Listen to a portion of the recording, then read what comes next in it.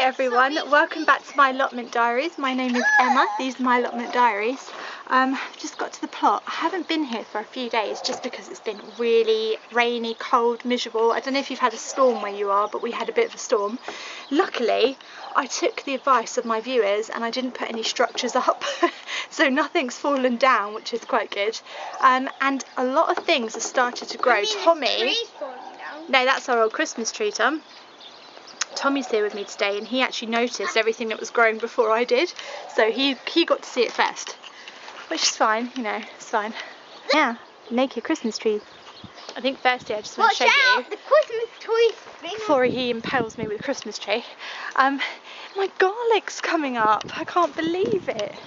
I've been waiting for this to come up for a long time and finally it started to come up. Look at this. I mean, it's like nothing happens for ages and then all of a sudden everything just kind of explodes into life. Look, they're amazing. The size of these ones, oh my god, I just want to touch them all the time. I just want to keep touching them. Oh, this is so exciting. I feel like I've been waiting forever for these garlic to come up and then all of a sudden it's like they haven't just started to come up, they've like come up like 3 foot or something, well, you know, 3 inches. Also got a lot more broccoli. My little broccoli cover fell down, so, but the birds, they haven't had it yet, so you know, they're a bit slow really. But look at this, so much broccoli. Got one here, it's amazing. Got a really big one here, got one here, got a few on that one. It's amazing. Then, not to be outdone, the broad beans have just like blossomed. They're just coming into their own now. Look how massive they are. Like, you can actually see them now properly. And look, the ones that are covered, they're not even any blooming bigger. Might as well uncover them all because look, they're the same size as the ones that have not been covered. But yeah, these are amazing. Wow! I know! Are you amazed? No. No. Well, I am. Why is he inside But that yeah, weird it's so funny because we had like the worst couple of days weather-wise, storms and stuff, and I've come back. It's all bloody grown. I didn't even realise that it would grow. So yeah, it was a really nice surprise actually coming here and seeing everything grow. Daffodils are coming up now, tulips coming up. It's like, no, what's this weird rock? why has everything started to grow like when we've had the worst weather? Normally that happens when we've had some sun, but we haven't even had any blooming sun, look. So, I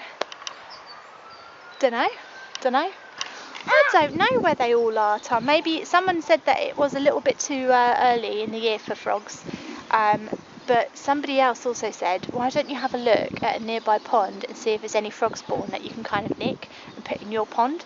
Is this a good environment for pond? I'm going to say yes, because I've got really good coverage now over the whole thing, and frogs like to hide, Tom. So all this coverage here, this is excellent for frogs. This will just only get bigger and bigger and bushier. Got loads of stuff growing around the side. So I think it's a good environment. Big, then? Yes, I think this is a good pond for frogs. But I haven't got any frogs, so I'm going to go and see if I can steal some frogs.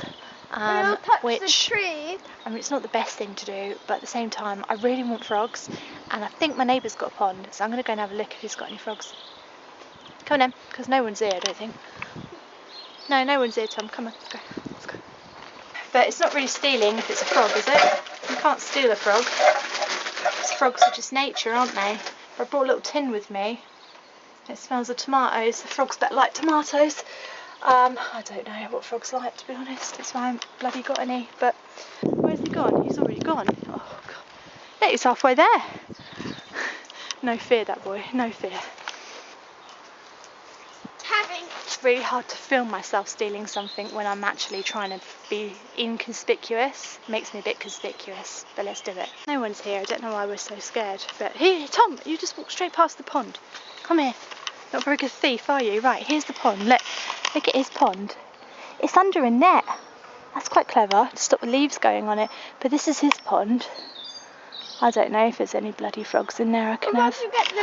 This is clever. This is like a little frog house in there. That's clever, isn't it? Well, there must be some frogs inside. Who's got those reed things as well that I've got, but I can't see any frog spawn.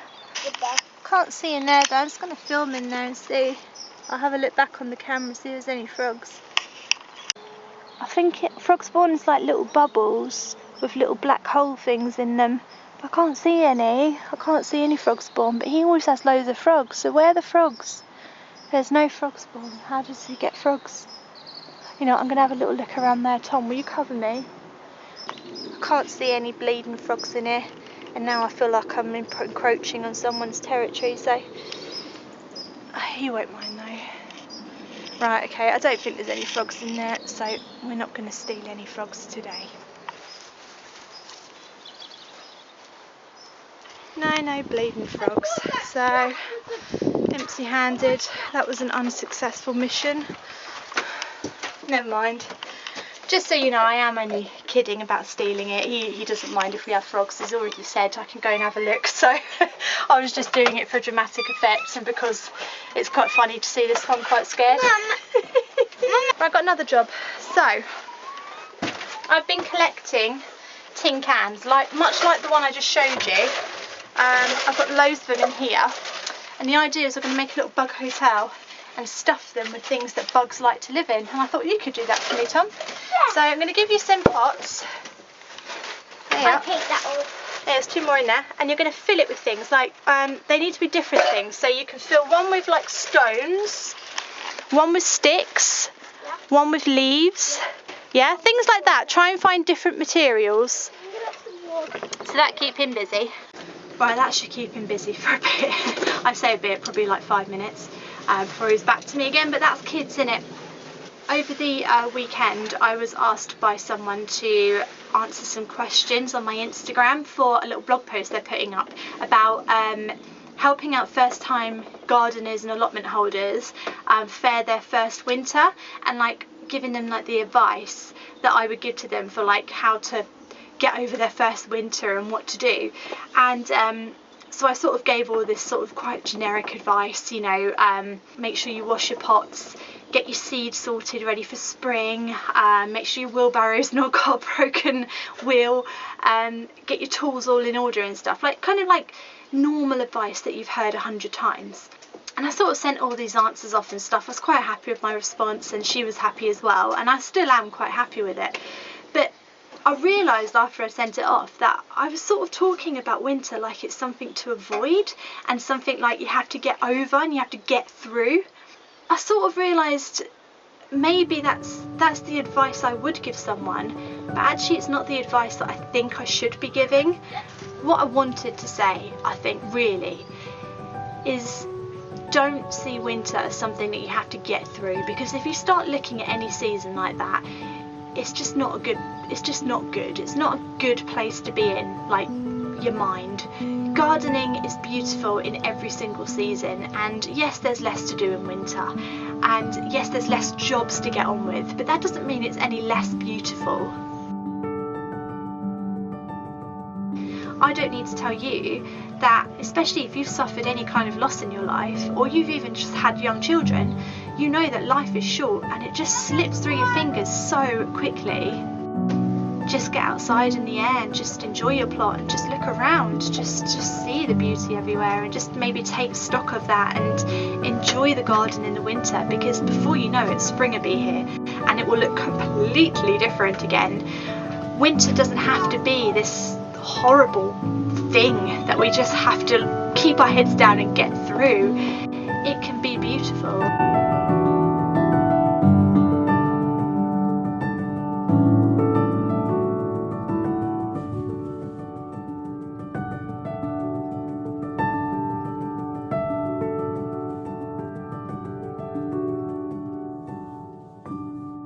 Obviously that's really hard to put into writing, which is why I didn't write it, but it's kind of what I feel and it's sort of what I wanted to say.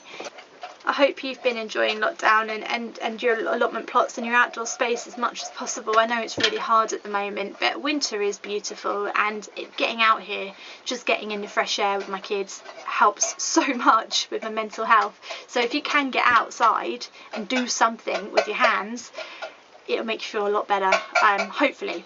I'm not a doctor, but I'm just a human. I hope you're all well out there. Thank you for subscribing to my channel if you have. If you haven't, do consider hitting the subscribe button, and I will see you in my next video, guys. Thanks for watching. Bye.